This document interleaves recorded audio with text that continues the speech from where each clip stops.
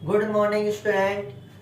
अब हम लोग ना नए साल में आपका क्लास 12 के फिजिक्स में आपके जो भी सारे बच्चे जो इस बार 2023 से 2024 के सेशन में हैं उनका कंप्लीट फिजिक्स का कोर्स आपके यूट्यूब चैनल पे कराया जा रहा है। हमारा और आपका प्यारा सा YouTube channel turning point classes. इस पूरे चैनल पे आपको फिजिक्स और मैथ का पूरा कंटेंट मिलेगा। तो सारे बच्चे जो भी इस सेशन में हैं 2023 से 24 के सेशन में और आने वाले बोर्ड एग्जाम का प्रिपरेशन कर रहे हैं तो उनके लिए पूरा कंप्लीट आपका पैकेज मिलेगा।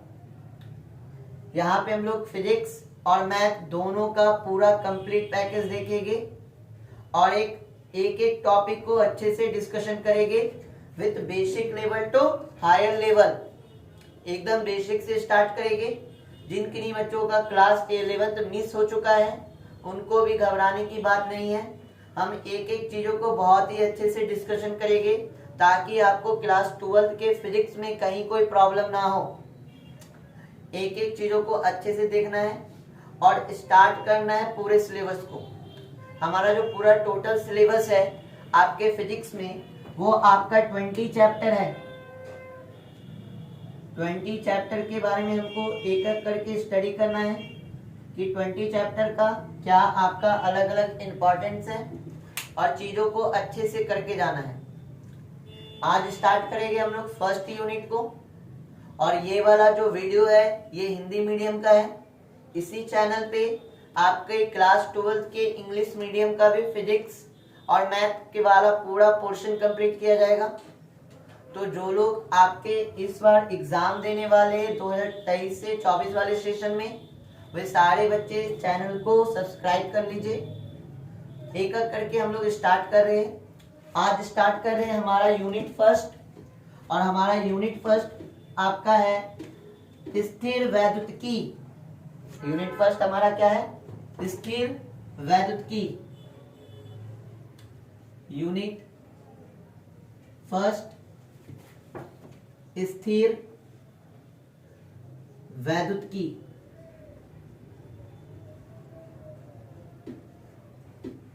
स्थिर वैद्युतिकी। इस स्थिर वैद्युतिकी को हम लोग बोलते हैं इलेक्ट्रोस्टैटिक्स। क्या बोलते हैं? इलेक्ट्रोस्टैटिक्स। और ये जो यूनिट है स्थिर वैद्युतिकी इसके अंदर हम लोग छोटे छोटे बहुत सारे चैप्टर को देखेंगे और फिजिक्स का जो सबसे इंपॉर्टेंट चैप्टर है वो चैप्टर फर्स्ट है सर। क्यों है ये भी बताएंगे। चैप्टर फर्स्ट है आपका विद्युत आवेश एवं विद्युत क्षेत्र। विद्युत आवेश एवं विद्युत क्षेत्र। चैप्टर फर्स्ट हमारा क्या है? विद्युत आवेश एवं विद्युत क्षेत्र। विद्युत आवेश एवं विद्युत क्षेत्र आपका बहुत ही ज्यादा इंपॉर्टेंट चैप्टर है आपके फर्स्ट बुक का। हमारे क्लास 12th का जो फिजिक्स है ये दो बुक में डिवाइड है और फर्स्ट बुक का सबसे इंपॉर्टेंट चैप्टर आपका कौन है? चैप्टर फर्स्ट विद्युत आवेश एवं विद्युत क्षेत्र। क्योंकि इस चैप्टर को जो बच्चे जितना अच्छे से कीजिएगा उनका आने वाले चैप्टर में उतना ही ज्यादा मन लगेगा, चीजों को समझ पाइएगा, चीजें इजी होगी, चीजें आसान लगेगी। बस मेहनत कहाँ करना है? मेहनत करना है चैप्टर 1 विद्युत आवेश एवं विद्युत क्षेत्र में। जो बच्चे इस चैप्टर को अच्छे से लेके चलेंगे उनका 100% है कि फर्स्ट बुक बहुत ही अच्छे से गुजरेगा। और जिनका इस चैप्टर में थोड़ा सा भी ढील दीजिएगा आने वाले समय में आपको बहुत ज्यादा परेशानी होगी। इस चैप्टर को बहुत ही बढ़िया तरीके से करना है, चीजों को समझते हुए चलना है, फोकस करके रखना है। ठीक है, अब हम लोग स्टार्ट करें विद्युत आवेश एवं विद्युत क्षेत्र। सबसे पहले इस चैप्टर का एग्जाम में कितना इंपॉर्टेंस है सर?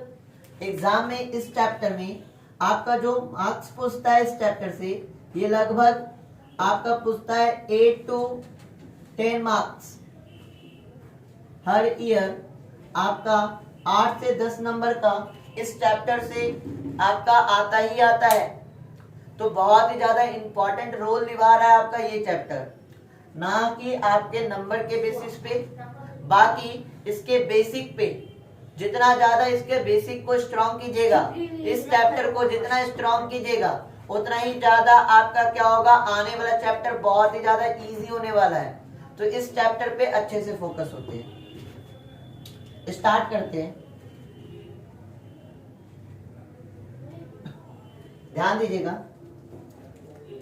हम लोग जो पहला आपका बुक है, इस पहले बुक को इलेक्ट्रो मैग्नेटिज्म कहते हैं। जो फर्स्ट बुक है फिजिक्स का, उसे हम लोग क्या कहते हैं, इलेक्ट्रो मैग्नेटिज्म, विद्युत चुंबकत्व कहते हैं, विद्युत चुंबकत्व कहते हैं।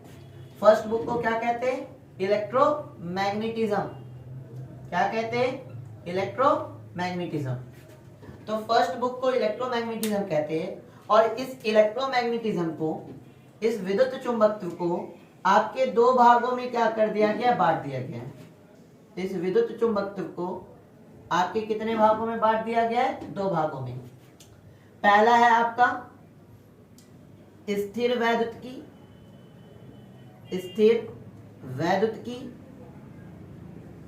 और दूसरा है आपका बिजली गति विज्ञान, बिजली गति विज्ञान,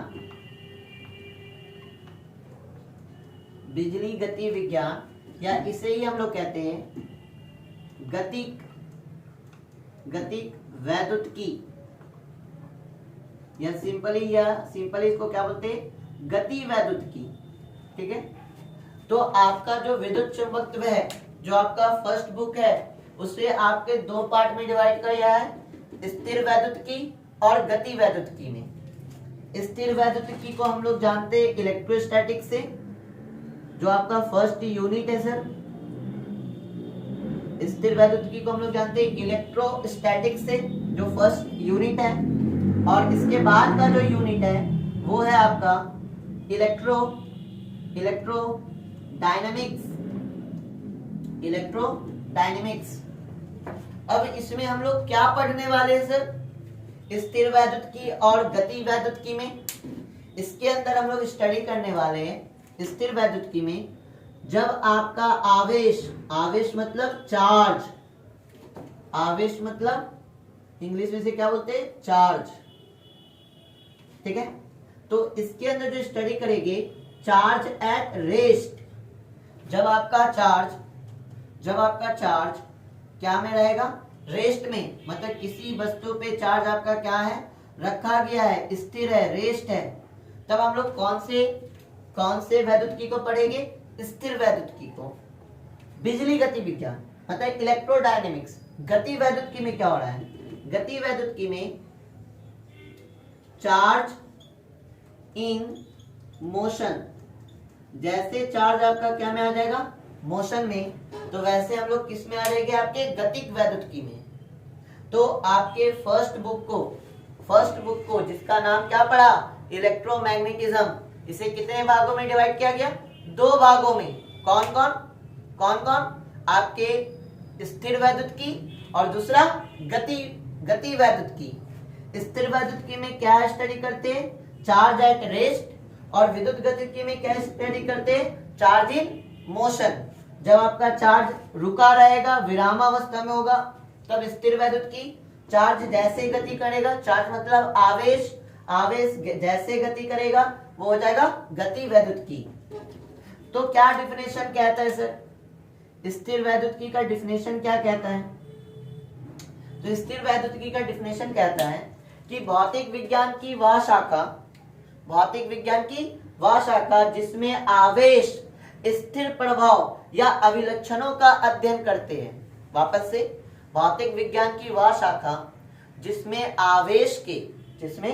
आवेश के स्थिर प्रभाव या अभिलक्षणों का अध्ययन करते हैं, वो आपका क्या कहलाता है, स्थिर वैद्युतिकी। अब क्वेश्चन ये उठता है सर कि सर आवेश जब स्थिर होता है तो कौन कौन से प्रभाव को आपका दिखाता है। तो चेक करना है कि आवेश जब स्थिर होता है, यहाँ पे दिख रहा है बोर्ड पे, इस पोर्शन पे यहाँ पे, आवेश जब आपका स्थिर होता है तो हमें चार प्रभाव को देखने को मिलता है। पहला प्रभाव है, यहां लिखते सर, जब आपका आवेश क्या में होता है, आपका आवेश क्या रहता है, रेस्ट में रहता है, स्थिर रहता है, तो चार प्रभाव को देखने को मिलता है। सबसे पहले देखने को मिलता है विद्युत बल, सबसे पहले हमें क्या देखने को मिलता है, विद्युत बल। दूसरा हमें देखने को मिलता है विद्युत विभव, दूसरा हमें क्या देखने को मिलता है, विद्युत विभव। तीसरा हमें देखने को मिलता है विद्युत क्षेत्र। अच्छा, विद्युत क्षेत्र को 2 नंबर में कर लीजिए। पहला देखने को मिलता है विद्युत बल, दूसरा देखने को मिलता है विद्युत क्षेत्र, तीसरा देखने को मिलता है विद्युत विभव और चौथा देखने को मिलता है विद्युत ऊर्जा। तो ये चार चीजों को हम लोग को डिस्कशन करना है चैप्टर फर्स्ट और चैप्टर सेकंड में। अभी तो इंट्रोडक्शन कर रहे हैं सर, अभी तो हम लोग पहले चैप्टर का इंट्रोडक्शन कर रहे हैं, तो हमें देखना होगा, आइडिया लेना होगा कि आने वाली क्लासों में क्या करना है, हमें क्या क्या पढ़ना है। तो जब आपका आवेश क्या में रहता है, स्थिर रहता है, तो ये कुछ प्रभावों को दिखाता है। वो प्रभाव कौन कौन है, आपका विद्युत बल उत्पन्न करता है, विद्युत क्षेत्र उत्पन्न करता है, विद्युत विभव देखने को मिलता है, साथ ही साथ विद्युत ऊर्जा देखने को मिलता है। तो जब आवेश स्थिर रहता है तो इन प्रभावों को हमें देखना पड़ता है। अब गति वैद्युतिकी क्या है सर, भौतिक विज्ञान की वह शाखा जिसमें गतिशील आवेशों के प्रभाव या अभिलक्षणों का अध्ययन करते हैं, गति वैद्युतिकी कहलाता है। ठीक है, जैसे ही आवेश आपका क्या में आ जाए, जैसे ही आवेश आपका क्या आ जाए, गति में आ जाए, मतलब आवेश अब क्या में है, मोशन में, v वेग से वो क्या कर रहा है, गति कर रहा है। तो v वेग से जब गति कर रहा है तो आपका कौन कौन सा प्रभाव देखने को मिलेगा। सबसे पहले देखने को मिलेगा विद्युत क्षेत्र, विद्युत क्षेत्र बोल रहे, सबसे पहले आपको देखने को मिलेगा विद्युत धारा, और विद्युत धारा है तो आपको क्या देखने को मिलेगा, चुंबकीय क्षेत्र। तो जब आपका आवेश गति करता है तब हम 2 प्रकार के प्रभावों को देखते हैं। जब आपका आवेश गति करता है तो हम 2 प्रकार के प्रभावों को देखते हैं। पहला प्रभाव है विद्युत धारा और दूसरा प्रभाव क्या है, विद्युत क्षेत्र। तो चीजों को समझना है कि फर्स्ट बुक है आपका इलेक्ट्रोमैग्नेटिज्म, विद्युत चुंबक, ये 2 भाग में बांटा, स्थिर वैद्युतिकी और गति वैद्युतिकी। स्थिर वैद्युतिकी में आवेश आपका विरामावस्था में होता है, रुका होता है, किसी ऑब्जेक्ट पे रखा होता है। जब आवेश रुका होता है तो ये 4 प्रकार के प्रभाव को उत्पन्न करता है, विद्युत बल, विद्युत क्षेत्र, विद्युत विभव, विद्युत ऊर्जा। फिर दूसरा था आपका गति वैद्युतिकी। गति वैद्युतिकी में आवेश आपका मोशन में होता है, गति करता है। जब आवेश आपका गति करता है तो ये 2 प्रभाव को दर्शाता है, विद्युत धारा और चुंबकीय क्षेत्र। ये था आपका इस चैप्टर का इंट्रो। अब स्टार्ट करा जाए, अब हम अपने चैप्टर पे आते हैं।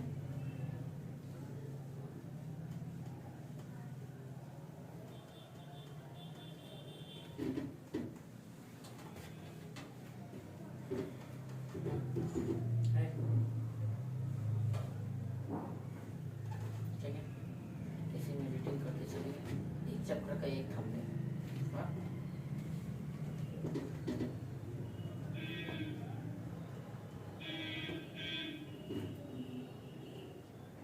चलिए, अब मेन चैप्टर आपका स्टार्ट हुआ है। अब चैप्टर आपका यहाँ से स्टार्ट हो रहा है, ध्यान दीजिएगा। चलिए चैप्टर यहाँ से स्टार्ट करें। चैप्टर का सबसे पहला जो टॉपिक है वो क्या है, आवेश। सबसे पहला टॉपिक क्या है, आवेश, जिसको हम लोग क्या बोलते हैं, चार्ज। सबसे पहला टॉपिक आपका क्या है, आवेश। तो आवेश के बारे में समझने से पहले हम बेसिक सा एक कॉन्सेप्ट समझाते हैं। वो कॉन्सेप्ट कुछ यूं है, मान लिया जाए कि ये हमारा क्या है, अर्थ है। ये हमारा क्या है, अर्थ है, ठीक है। और अर्थ पे एक व्यक्ति खड़ा है, अर्थ पे कौन है आपका, एक व्यक्ति खड़ा है, और इस व्यक्ति का जो नाम है वो नाम क्या है आपका, चिंटू। वो क्या नाम है इसका, चिंटू। ठीक है, अर्थ है और अर्थ पे क्या है, एक व्यक्ति खड़ा है जिसका नाम क्या है, चिंटू। ध्यान देना है। अब हमें पता है कि हमारे सराउंडिंग, हमारे चारों तरफ जितनी भी वस्तुएं हैं उनमें कॉमन क्या है, हमारे चारों तरफ जितनी भी वस्तु है उसमें कॉमन क्या है। तो हम देखेंगे अपने सराउंडिंग तो हमें पता चलेगा कि हमारे चारों तरफ जितनी भी वस्तुएं हैं उनमें क्या है, द्रव्यमान है। क्या आप मुझे बता सकते हैं बिना द्रव्यमान की वस्तु की या पदार्थ की कल्पना की जा सकती है? कोई ऐसा पिंड जिसमें द्रव्यमान ना हो ही नहीं सकता है, संभव ही नहीं है। जितने भी पिंड है, जितनी भी वस्तुएं है उनमें क्या है, द्रव्यमान है। तो द्रव्यमान क्या है, किसी वस्तु का मूलभूत गुण है। द्रव्यमान क्या है, किसी वस्तु का मूलभूत गुण है। जैसे ये मार्कर मेरे हाथ में है तो इस मार्कर का क्या है, अपना कुछ द्रव्यमान है, अपना कुछ द्रव्यमान है। और इस कैप को अगर ले लिया जाए तो ये कैप का भी क्या होगा, अपना कुछ द्रव्यमान होगा। तो यहाँ पे हम क्या बोल रहे हैं कि अर्थ है तो अर्थ का अपना द्रव्यमान है, और ये चिंटू भाई साहब का अपना द्रव्यमान है। तो जितने भी हमारे सराउंडिंग जितने भी पदार्थ हैं उन सब में क्या होता है, द्रव्यमान होता है। ठीक है, इतना बात है समझ में। तो हम कह सकते हैं किसी भी पदार्थ का जो द्रव्यमान है ना वो उसका मूलभूत गुण है। द्रव्यमान क्या है, किसी भी पदार्थ या किसी भी वस्तु का मूलभूत गुण। बिना द्रव्यमान की वस्तु की कल्पना नहीं कर सकते। क्लियर है इतना बात? अब द्रव्यमान है तो क्या करता है सर? अब याद कीजिए हमने क्लास 11th में गुरुत्वाकर्षण में पढ़ा था कि यदि किसी पिंड में क्या है, कुछ द्रव्यमान है तो ये पिंड क्या करता है, ये पिंड क्या करता है, अपने चारों तरफ एक क्षेत्र उत्पन्न करता है। इस क्षेत्र को हम लोग कहते हैं गुरुत्वीय क्षेत्र। इस क्षेत्र को हम लोग क्या कहते हैं, गुरुत्वीय क्षेत्र। अगर कोई m द्रव्यमान की वस्तु है, वो m द्रव्यमान की वस्तु अपने चारों तरफ क्या उत्पन्न करता है, गुरुत्वीय क्षेत्र। अब एक चीज और सर, कोई m द्रव्यमान की वस्तु गुरुत्वीय क्षेत्र को उत्पन्न भी करता है, साथ ही साथ इस गुरुत्वीय क्षेत्र को फील भी करता है। अब सर फील कैसे करता है? जैसे ही गुरुत्वीय क्षेत्र के पास हम किसी दूसरे द्रव्यमान की वस्तु को लेके जाते हैं तो ये दूसरे वस्तु को ये क्या करता है, आकर्षण करता है। जैसा कि चिंटू आपका खड़ा है पृथ्वी पे, तो पृथ्वी क्या कर रहा है, चिंटू को अपनी ओर क्या कर रहा है, आकर्षित कर रहा है, अट्रैक्ट करके रखा है। किसको, चिंटू को। और ये बल कौन होगा, ये बल होगा गुरुत्वाकर्षण बल। ये बल कैसा बल होगा, गुरुत्वाकर्षण बल। तो आपका जो m द्रव्यमान की वस्तु है जिसका द्रव्यमान कुछ है, तो वो द्रव्यमान क्या कर रहा है, आपका गुरुत्वीय क्षेत्र उत्पन्न भी कर रहा है और उस गुरुत्वीय क्षेत्र को क्या कर रहा है, फील भी कर रहा है। ये बात हम लोग कर रहे थे द्रव्यमान का। बट हमें क्या करना है, बात करना है आवेश का। तो हम अब आते हैं आवेश पे। अब हम लोग कहाँ आ रहे हैं, आवेश पे। देखिए ये कुछ बेसिक बातें क्लास 11th में हमने किया था। अब आ रहे मेन आपका किस पे, जो मेरा टॉपिक है आवेश पे।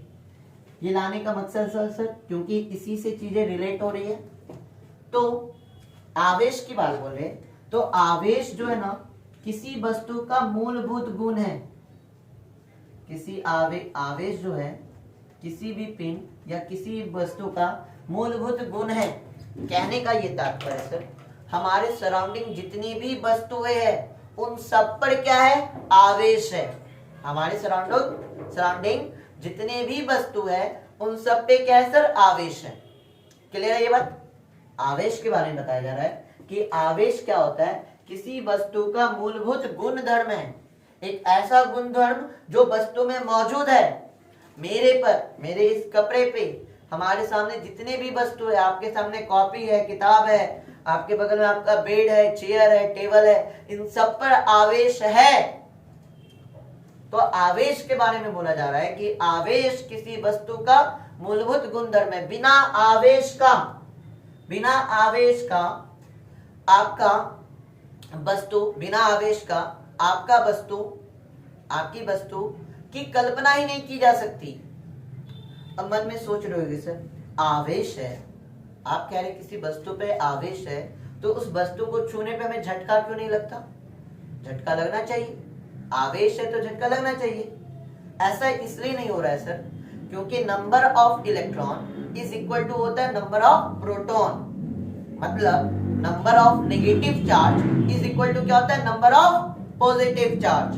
मतलब जितना आपका नेगेटिव चार्ज है किसी वस्तु पर, उतना ही वस्तु पर क्या होता है? पॉजिटिव चार्ज होता है, जिस वजह से वस्तु क्या होता है? उदासीन होता है और हमें आवेश का अनुभव नहीं होता है। इसका क्या मतलब? आवेश नहीं है, आवेश तो है, लेकिन जितना आपका नेगेटिव चार्ज है उतना ही क्या है? पॉजिटिव चार्ज है। तो आवेश आपका किसी भी वस्तु का मूलभूत गुण धर्म है। मतलब जितने भी वस्तु आप अपने आसपास देख रहे हैं उन सब में क्या है? आपका आवेश है। बिना आवेश का वस्तु की कल्पना नहीं की जा सकती है सर। तो आवेश क्या है? किसी वस्तु का मूलभूत गुणधर्म। अब दूसरी बात, आपका आवेश क्या करता है? ये विद्युत क्षेत्र और चुंबकीय क्षेत्र उत्पन्न भी कर सकता है और इसको फील भी कर सकता है।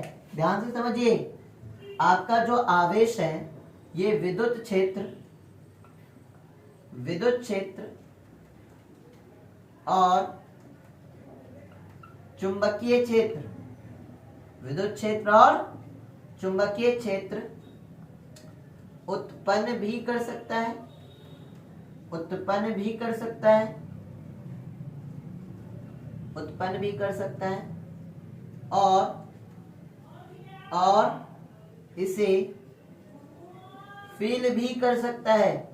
और इसे फील भी कर सकता है, इतना बात याद रहेगा। आवेश के बारे में समझ में आ रहा है ना? आवेश क्या हो रहा है? जितने भी आसपास जितनी भी वस्तु है वो क्या है? उन सब पर आवेश है। बट पता क्यों नहीं चल रहा सर? पता इसलिए नहीं चल रहा है कि number of electron is equal to number of proton होते हैं। जितना नेगेटिव चार्ज होता है उतना ही पॉजिटिव चार्ज होते हैं, और ये नेगेटिव पॉजिटिव चार्ज एक दूसरे को क्या करते हैं? कैंसिल करते हैं, जिसका नेट चार्ज जो होता है वो जीरो होता है, जिसका वस्तु क्या होती है? उदासीन होती है। बट ऐसा तो नहीं कि आवेश आ नहीं सकता, आवेश आ सकता है सर, घर्षण के द्वारा। लाइक आपने बचपन में क्या होगा, स्केल को बहुत लगड़ते हैं, स्केल को जब हम लोग ड्राई एयर में बहुत लगड़ते हैं और छोटे छोटे पेपर के पास लेके आते हैं तो ये पेपर क्या होने लगते हैं?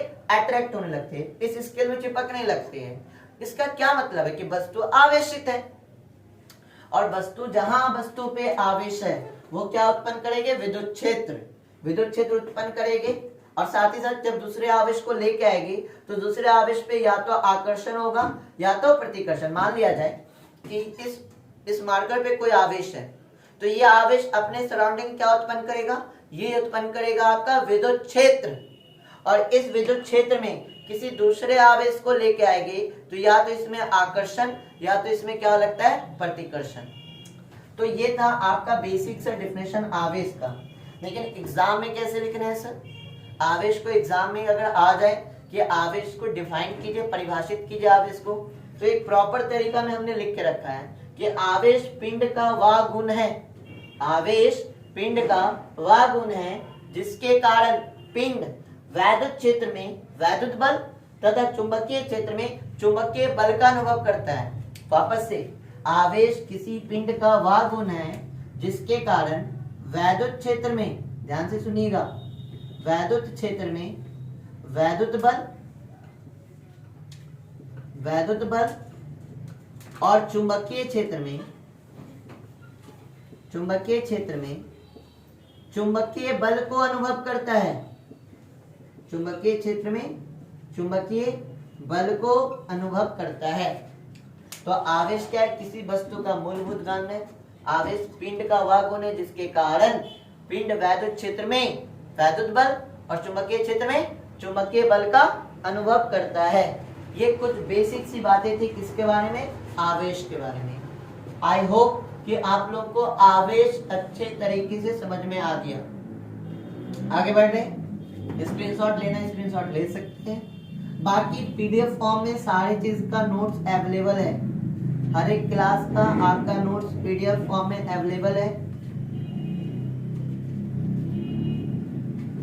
इसके बारे में बता दें कि लास्ट में पीडीएफ कैसे लिया जा सकता है, वीडियो के इन में बता देंगे।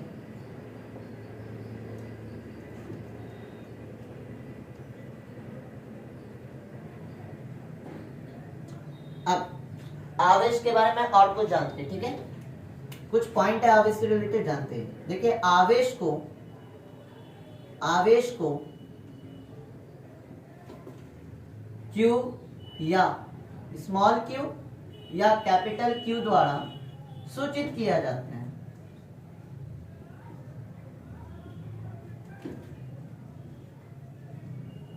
आवेश को क्यू द्वारा सूचित किया जाता है।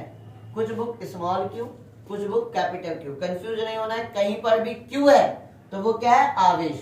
तो ये सारी चीज छोटी छोटी चीजों को याद रखना है, न्यूमेरिकल बनाने में यही हेल्प करेगा सर। आवेश को क्यू द्वारा सूचित किया जाता है। दूसरा पॉइंट, आवेश का एसआई मात्रक, आवेश का एसआई मात्रक कूलाम होता है। आवेश का एसआई मात्रक क्या होता है, कूलाम होता है, और इसका नोटेशन क्या होता है, सी। आवेश का एसआई मात्रक क्या होता है, कूलाम, और इसका नोटेशन क्या होता है, सी। आवेश की बीमा, आवेश की बीमा। अब देखिए बीमा के लिए ना एक फॉर्मूला का पता होना चाहिए कि आवेश का फॉर्मूला क्या होगा। तो याद कीजिए क्लास 10th में हमने एक बेसिक सा फॉर्मूला पढ़ा था, I is equal to Q upon T. विद्युत धारा इज इक्वल टू आवेश बटे समय। तो यहां से हम लोग क्यू निकाल सकते हैं, क्यू बराबर क्या हो जाएगा, I इंटू टी। अब इसका क्या लिखिए, बीमा, आवेश की बीमा। देखिए बीमा को जब भी लिखा जाता है इसे बड़ी ब्रैकेट में बंद किया जाता है। जो भी पॉइंट लिखा रहे, देखिए कहीं पे भी कोई टॉपिक आ रहा है, उसका मात्रक आ रहा है, उसका नोटेशन आ रहा है, उसकी बीमा आ रही है, तो ये सारी चीजों को याद रखना है। इससे बहुत सारे क्वेश्चन बनते हैं एमसीक्यू टाइप, तो ये सारी चीज को याद रखना है। तो आवेश की बीमा क्या होती है, एटी। ए किसकी बीमा है, करंट का, और टी किसकी बीमा है, समय का। तो आवेश की बीमा एटी होती है। लास्ट पॉइंट, आवेश, देखिए जितनी भी भौतिक राशि है ये दो प्रकार की होती है, या तो सदिश या तो अदिश।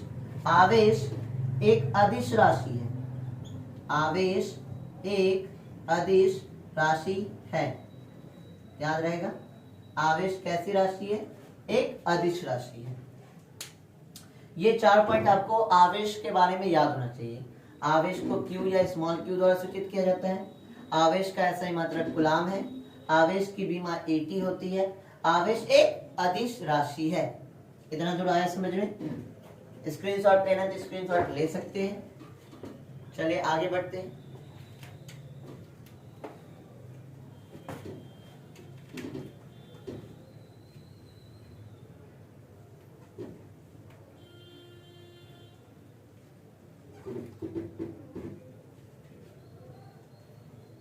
चलिए आगे, अब हम लोग अगला टॉपिक पढ़ेंगे, आवेश की संकल्पना।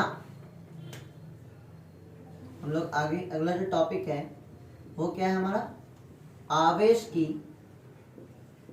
संकल्पना।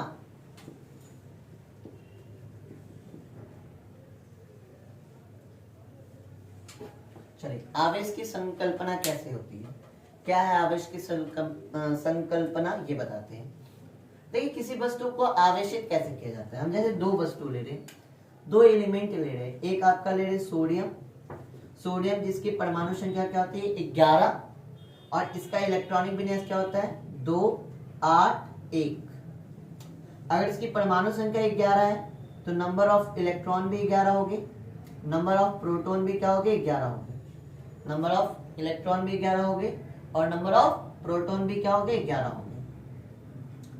अब हमें पता है जितने भी एलिमेंट होते हैं, जितने भी एलिमेंट होते हैं ये स्टेबल होना चाहते हैं, अस्थाई होना चाहते हैं। अस्थाई होने के लिए क्या करते हैं? अस्थाई होने के लिए ये जो एलिमेंट है ये अष्टक के नियम का पालन करते हैं। अष्टक का नियम क्या है सर? अष्टक के नियम में जो आपका तत्व है, जो आपका एलिमेंट है, इसके 72 कक्षा में 8 इलेक्ट्रॉन होना चाहिए। बट सोडियम के 72 कक्षा में कितने इलेक्ट्रॉन है? 1 इलेक्ट्रॉन। 8 होने चाहिए। अब 8 होने के लिए क्या कर सकते हैं? क्या कंडीशन है सर? 2 कंडीशन है, या तो इलेक्ट्रॉन को ग्रहण कीजिए या तो इलेक्ट्रॉन का त्याग कीजिए। कोई भी तत्व अष्टक पूरा करने के लिए, अस्थाई होने के लिए अपने 72 कक्षा के इलेक्ट्रॉन का या तो त्याग करता है या तो ग्रहण करता है, या तो त्याग करता है या तो ग्रहण करता है। तो अब क्वेश्चन ये उठता है कि सोडियम क्या करेगा? देखिए कोई भी जो तत्व है वो मैक्सिमम आपका 1, 2 या 3, या तो 1 या तो 2 या तो 3 इलेक्ट्रॉन को त्याग कर सकता है, या तो 1 या तो 2 या तो 3 इलेक्ट्रॉन को ग्रहण कर सकता है। कोई भी एलिमेंट आपका या तो 1 या तो 2 या तो 3 इलेक्ट्रॉन को त्याग कर सकता है, या तो आपका 1, 2, 3 इलेक्ट्रॉन को ग्रहण कर सकता है। अगर सोडियम को अष्टक पूरा करना है, 8 पुराना है इसके 72 कक्षा में, इसके 72 कक्षा में 1 इलेक्ट्रॉन है, 8 पुराना है, तो क्या 7 इलेक्ट्रॉन को ग्रहण करेगा? 7 इलेक्ट्रॉन को कोई तत्व ग्रहण कर सकता है क्या? कभी नहीं, क्योंकि मैक्सिमम कितना ग्रहण करेगा? मैक्सिमम ग्रहण कर सकता है 1, 2 या 3 से ज्यादा नहीं कर सकता। तो अब इसके पास एक ही ऑप्शन है कि ये 1 इलेक्ट्रॉन का क्या कर देगा? त्याग। जब 1 इलेक्ट्रॉन का त्याग कर देगा तो यहाँ पे इलेक्ट्रॉन की संख्या क्या हो जाएगी? 10, और प्रोटॉन की संख्या क्या हो जाएगी? 11। इलेक्ट्रॉन की संख्या क्या हो जाएगी? 10, और प्रोटॉन की संख्या क्या हो जाएगी? 11। अब यहाँ पे देखिए क्या नंबर ऑफ इलेक्ट्रॉन और नंबर ऑफ प्रोटॉन इक्वल है क्या? तो आपको दिख रहा है कि इलेक्ट्रॉन कम है, प्रोटॉन ज्यादा है। अब कहने का ये तात्पर्य है कि यहाँ पे कौन ज्यादा? तो प्रोटॉन ज्यादा। प्रोटॉन पे कौन सा चार्ज? Positive charge. अगर इस पे पॉजिटिव चार्ज है तो सोडियम पे कौन सा चार्ज आ जाएगा? पॉजिटिव। कहने का तात्पर्य ये है कि इलेक्ट्रॉन की कमी से आपका कौन सा आवेश आता है? धनावेश। कौन सा आवेश आता है? धना आवेश, पॉजिटिव चार्ज। किसकी कमी से? इलेक्ट्रॉन की कमी से। ठीक है, अब एक और एग्जांपल ले लें, ध्यान दीजिएगा। अब हम लोग बात कर रहे हैं क्लोरीन। अब हम लोग बात करें क्लोरीन की। क्लोरीन जिसकी परमाणु संख्या क्या है? 17। इसका इलेक्ट्रॉनिक विन्यास क्या है? 2, 8, 7। अगर आप क्लोरीन को चेक कीजिए तो क्लोरीन के 72 कक्षा में कितने इलेक्ट्रॉन? क्लोरीन के 72 कक्षा में कितने इलेक्ट्रॉन? 7। अगर हम क्लोरीन की बात कर रहे हैं तो इसकी परमाणु संख्या 17 है, तो नंबर ऑफ इलेक्ट्रॉन भी क्या होंगे? 17, और नंबर ऑफ प्रोटॉन भी क्या होंगे? 17। नंबर ऑफ इलेक्ट्रॉन भी 17 और नंबर ऑफ प्रोटॉन भी 17। जब नंबर ऑफ इलेक्ट्रॉन 17 और नंबर ऑफ प्रोटॉन 17, तो आपका अभी तो ये उदासीन है, बट क्लोरीन को क्या करना है? अष्टक पूरा करना है। अब अष्टक पूरा करने के लिए क्या कर सकते हैं? क्लोरीन भाई साहब अष्टक पूरा करने के लिए क्या कर सकते हैं?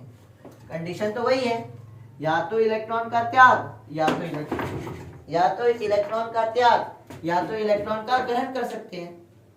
या तो इलेक्ट्रॉन का त्याग या तो इलेक्ट्रॉन का क्या कर सकते हैं? ग्रहण कर सकते हैं। अब यहाँ क्या होगा? तो हमें चेक करना होगा इसके 72 कक्षा में क्या है? 7 इलेक्ट्रॉन।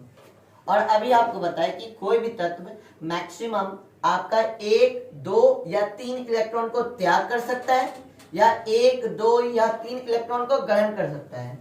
तो क्लोरीन वाले केस में क्या 7 इलेक्ट्रॉन को त्याग कर देगा? पॉसिबल है 7 इलेक्ट्रॉन को त्याग करना। मैक्सिमम कितना इलेक्ट्रॉन त्याग कर सकते हैं? 3। तो ये होगा ही नहीं। अब कंडीशन क्या बचा सर? कि 1 इलेक्ट्रॉन को ये क्या कर लेगा? ग्रहण। 1 इलेक्ट्रॉन को क्या कर लेगा? ग्रहण। तो पुर जाएगा 8 पुराना है, 7 है, 1 को ग्रहण करेगा। जब 1 इलेक्ट्रॉन को ग्रहण करेगा तो नंबर ऑफ इलेक्ट्रॉन हो जाएगा 18 और नंबर ऑफ प्रोटॉन हो जाएगा 17। अब क्या नंबर ऑफ इलेक्ट्रॉन और नंबर ऑफ प्रोटॉन इक्वल रहे क्या? हमें देख के पता चला है कि इलेक्ट्रॉन की मात्रा क्या हो गई, ज्यादा। अब इलेक्ट्रॉन ज्यादा है और इलेक्ट्रॉन पे कौन सा चार्ज, नेगेटिव चार्ज, तो यहाँ क्लोरीन पे कौन सा चार्ज आ जाएगा, नेगेटिव चार्ज। मतलब कह सकते हैं इलेक्ट्रॉन की वृद्धि से कौन सा आवेश आता है, आपका आता है ऋण आवेश। इलेक्ट्रॉन की वृद्धि से कौन सा आवेश आता है, ऋण आवेश। तो ये थी आपके आवेश की संकल्पना। देखिए आवेश की जो भी संकल्पना होती है वो किसके वजह से होती है, वो होती है सर आपका इलेक्ट्रॉन और प्रोटॉन के वजह से। वो क्या होती है आपके किसके वजह से, इलेक्ट्रॉन और प्रोटॉन की वजह से। और बेसिकली हम लोग आवेश की जो संकल्पना करते हैं वो किसके वजह से करते हैं, वो करते हैं हम लोग इलेक्ट्रॉन की वजह से।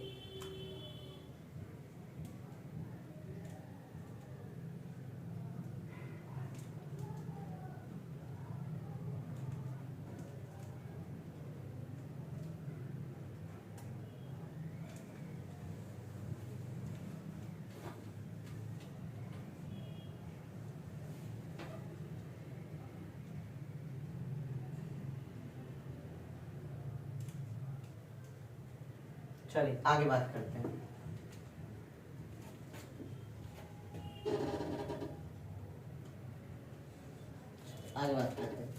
आवेश की जो संकल्पना करते हैं वो किसकी वजह से करते हैं, इलेक्ट्रॉन की वजह से।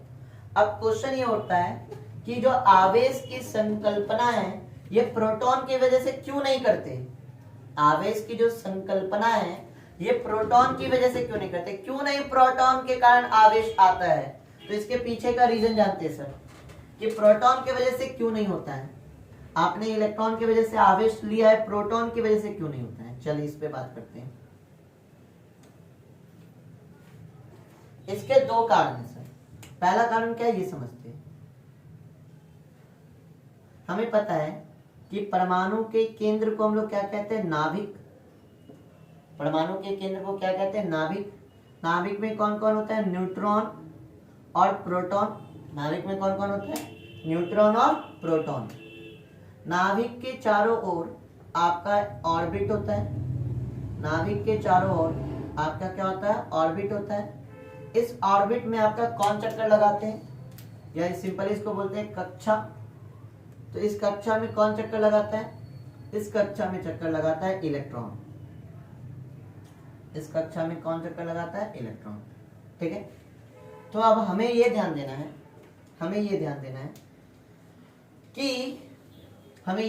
कि जो प्रोटॉन है ये क्या है, नाभिक में है। तो पहला जो कारण है कि हम प्रोटॉन के कारण आवेश क्यों नहीं लाते, आवेश की संकल्पना प्रोटॉन के अकॉर्डिंग क्यों नहीं करते।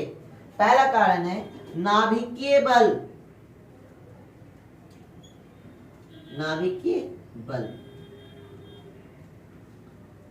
देखिए नाभिकीय बल क्या होता है ना, प्रोटॉन नाभिक में होने के कारण यहाँ नाभिकीय बल जो होता है काफी मजबूत होता है। और इतने मजबूत बल को तोड़ने के लिए हमें खूब सारी ऊर्जा की आवश्यकता होती है, तब जाके नाभिक विखंडन होगा और प्रोटॉन आपका क्या होगा, बाहर निकलेगा। बट हम थोड़ा सा अगर ऊर्जा दे, किसी एटम को थोड़ा सा ऊर्जा दे, वो उस ऊर्जा को इलेक्ट्रॉन ग्रहण कर करके आपका क्या हो जाती है, स्वतंत्र हो जाती है। इलेक्ट्रॉन थोड़े से ऊर्जा को ग्रहण करके क्या हो जाती है, स्वतंत्र हो जाती है।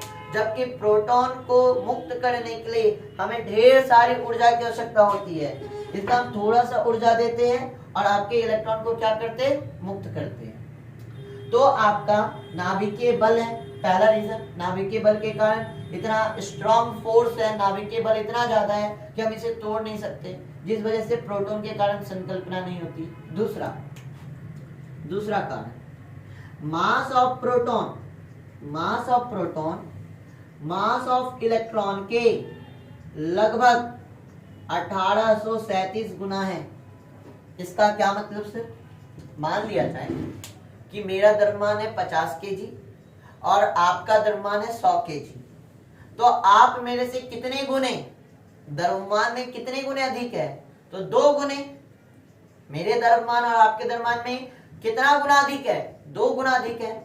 उसी प्रकार जो मास ऑफ प्रोटॉन होता है वो मास ऑफ इलेक्ट्रॉन के 1837 गुना होता है।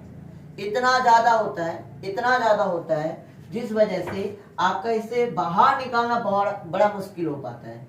इस कारण हम लोग जो आपका आवेश की जो संकल्पना करते हैं ये किसके वजह पे करते हैं? इलेक्ट्रॉन के वजह से। तो हम लिख सकते हैं कि किसी पिंड का मूल गुण क्या है? आवेश है। और आवेश की संकल्पना इलेक्ट्रॉन के, आवेश लिख सकते हैं, आवेश की संकल्पना इलेक्ट्रॉन के कमी या वृद्धि के कारण करते हैं। इलेक्ट्रॉन के कमी या वृद्धि के कारण करते हैं, वृद्धि के कारण करते हैं। ये था आपका कुछ बेसिक सा नॉलेज किसके बारे में? आवेश के बारे में। आवेश का और भी बहुत सारा टॉपिक है सर, आवेश से रिलेटेड और भी बहुत कुछ है जो आने वाले क्लासों में हम लोग सीखेंगे। अब जो इम्पोर्टेंट बात है वो समझना है। अब ऐसा अगर पीडीएफ नोट्स चाहिए तो आप हमसे कांटेक्ट कर सकते हैं। हमारे व्हाट्सएप नंबर पे कांटेक्ट कीजिए 8083856189 या 9122507170। इन व्हाट्सएप नंबर पे आप कांटेक्ट करके पीडीएफ फॉर्म में आप नोट्स आपके लिए अवेलेबल करा सकते हैं। अगर आपको चीजें समझ में आई है तो बहुत बढ़िया, कल इससे आगे बढ़ेंगे, ठीक है। कल इस टॉपिक को आगे लेके जाएंगे। आपका पीडीएफ फॉर्म में नोट्स आपको मिल जाएगा। जो भी क्लास चलेगा डेली बेसिस पे आपका नोट्स मिल जाएगा।